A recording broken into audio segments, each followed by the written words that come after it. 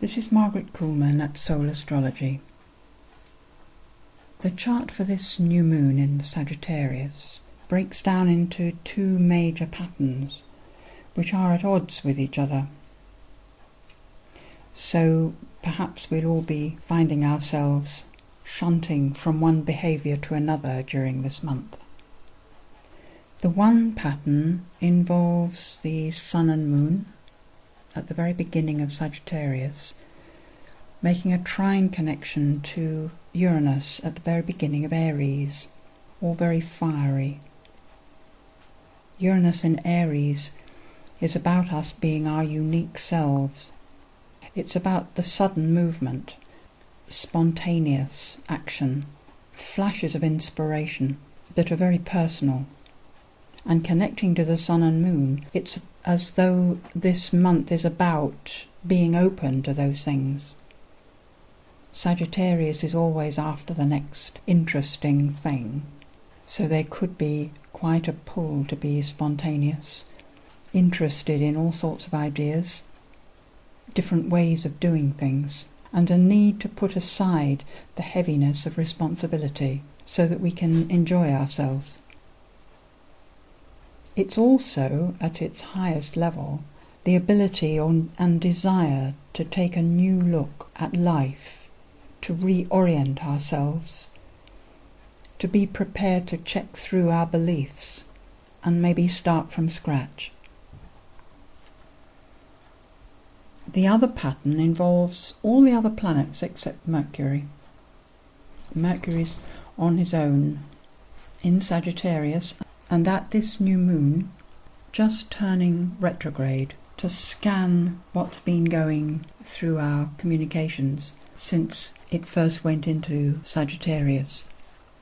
It'll be retrograde until the middle of December, and there are three interesting moments within this time as Mercury connected with the North Node.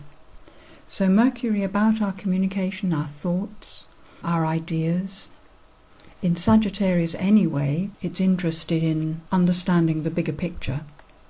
And with the North Node being about finding the beliefs that are right, in inverted commas, for this time, for humanity.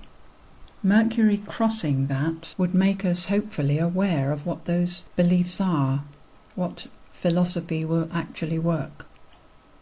The first time it did it was the middle of November, the 14th of November. It goes back over that point on the 2nd of December, and on the 27th of December, so that'll be just after the next new moon, it goes forwards over it again. So these perhaps are three moments when we might like to consider what is best for ourselves with respect to the general pattern of life.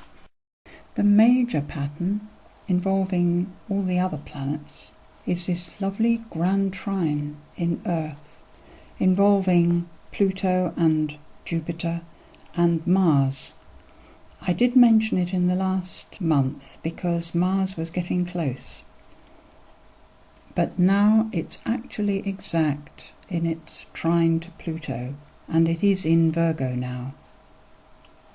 If this is the pattern for the rest of the month, then it looks as if we're going to be clearing up, tidying up, sorting out, changing the way we do things on a very detailed level of life, the bits and pieces of our daily organisation. If we don't choose to do this sorting out deliberately, we may find that we have to, that we trip over stuff to the degree that it actually hinders our progress in life. If we do choose to make the changes, we may well find that it's much easier and goes much faster than we supposed. The knack will be to focus, and Saturn is making a lovely connection to Neptune and getting closer to that trine being exact. So it's as though in our effort to create harmony, a better, more harmonious way of living, we will find we can focus, that we'll be inspired, as to what actually needs to be kept and what to be thrown away.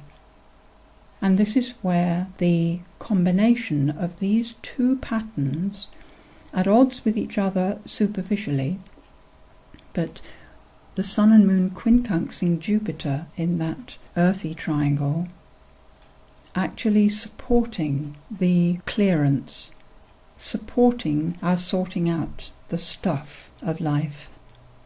As long as we do focus and allow ourselves to be moved by the courage that rises. Sometimes it may seem we need to be ruthless. When there is uncertainty about whether to actually throw something or not, throw it away, the question to ask ourselves might be, does it serve the planet? I remember that phrase from long ago and using it on a fairly regular basis. It kept me very straightforward. Does it serve the planet? Me being part of the planet, of course. With the emphasis being on Sagittarius and the South Node in Gemini, the sign of communication and movement, this may be a month for discussing these things with people, rather than actually implementing them in their fullness.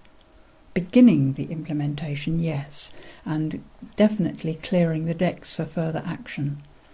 But the next new moon will be in Capricorn, alongside the Pluto, so I feel perhaps that will be the month where the changes really get made.